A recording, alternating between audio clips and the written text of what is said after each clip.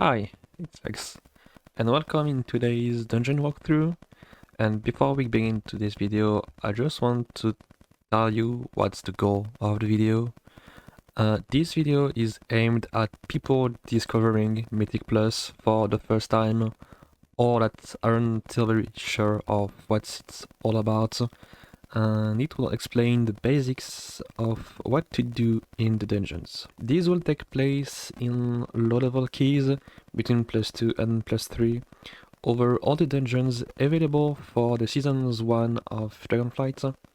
Later on, I'll release videos on higher keys going through that same schedule, +2 to +3 for beginners, 4 to 9 for, I won't say intermediate. Well, I go a bit more in details, and +10 to 14 for, I want to say, confirmed. Well, it will be more about how to play around with this season special affix, and lastly, +15 and over. Well, you should be near the end of your journey to become a Keystone Master and get your mount. All of these videos will take place on my Holy Priest, which here is the talent tree that I personally use. And quick disclaimer, this isn't forcefully the best talent tree for Mythic Plus. This is just the one I like to use. Other choices can be better, or you might just feel like there's something else that you like. You can choose whatever you want.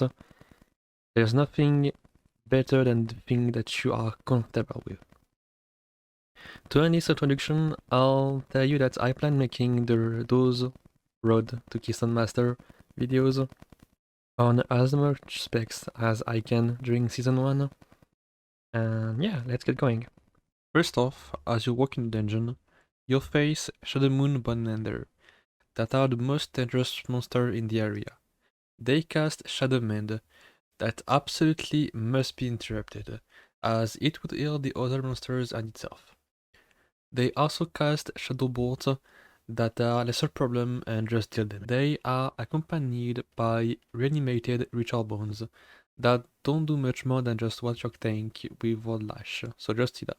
Downstairs you also encounter void spawns that will use void pulse that you can and want to line of sight in order to avoid the damage that it will deal. It also uses void eruptions that create some slurs on the ground. Move out and you're fine. On your way to Sadhana Blood 3, you'll see purple runes on the ground. You do not want to walk on them, as they deal damage if you do so. On the altars, you'll find Defied Spirits that teleport behind a random member of the group and cast Cry of Anguish. You just need to move out of the zone it creates around them and you're fine. If you don't, you'll get pacified and thus become unable to do anything. You'll also encounter Shadowmoon Loyalists that honestly don't do nothing other than burn themselves with sinister focus that you can simply purge. In the center of the room is Sadhana Blood 3, the first boss of the dungeon. On the row keys, you can pair your mates on pull. First, you will use Daggerfall, that deals damage on a random player of the group, and creates a pool under them that deals damage as you walk on it. You want those to be placed the most away from the main circle of the arena. Next, she uses Whisper of the Darkstar, that is a snot cast that you can't interrupt, that will deal damage to the entire group. You want to save and use your personals for that cast. This is the moment you'll be the most under pressure as a healer. After that is Dark Communion, that spawns the spirit slowly walking towards the boss. You want to focus and kill the spirit. It can be stunned, slowed, snared, and all the jazz. So as it spawns or after another CC, you want to use your Holy War Chastise on it, as if it gets into the boss, it will heal her for 10% of her max health, and increase her damage for 20% during 20 seconds. On our pool, we kill the boss too fast. If you don't, she'll use Dark Eclipse that turns the ground black and creates lunar purity all around the main circle of the room. Simply stand on the one of the moon signs on the ground and you'll be fine, else you'll die. Upstairs, right after the boss, you'll face Shadowmoon Dominator.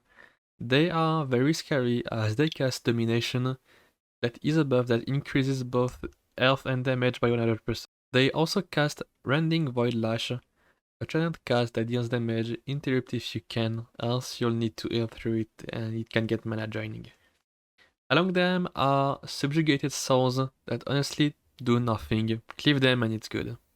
The other group of monsters in the way are the Shadowmoon's Exhumers.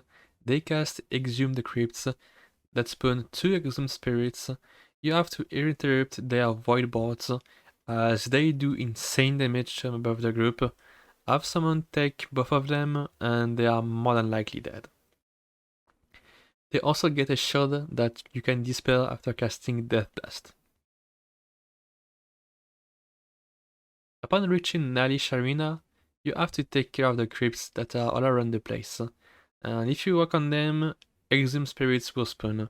I'd advise clearing some of them to make sure no one walks on them during the boss fight. First off, Nalish uses Void Blast, a frontal aim at the tank, simply don't stay behind your tank and you're fine. It also uses Planar Shift, that teleports it to a player of the group, and starts instantly casting Void Vortex, that pulls player towards the boss and inflicts damage if they are standing in the pool that is created after it teleports. Next, it uses Soul Steal, that separates all the group members and leaves them only with their wandering soul, linked to the player. You want to kill, then click on the soul in order to rejoin your group and continue the fight. The longer you take to kill and reclaim your soul, the more damage you'll suffer from the soul shred. So be as fast as you can. On hierarchies, you maybe need to keep the PI for that moment. It can also cast Void Devastation, that is simply a sword creating spell. Move out of the swords and you're fine.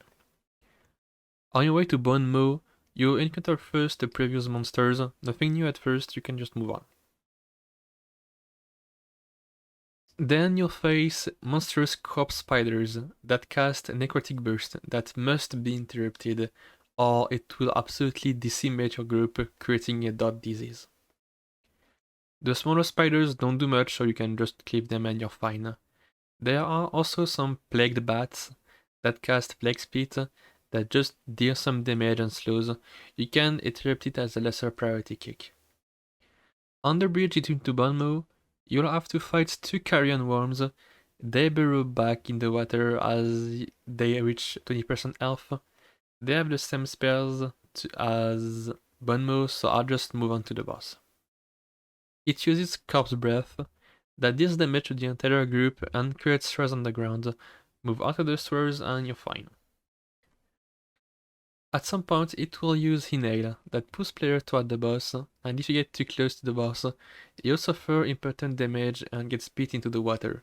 There are 2 ways to take care of that ability.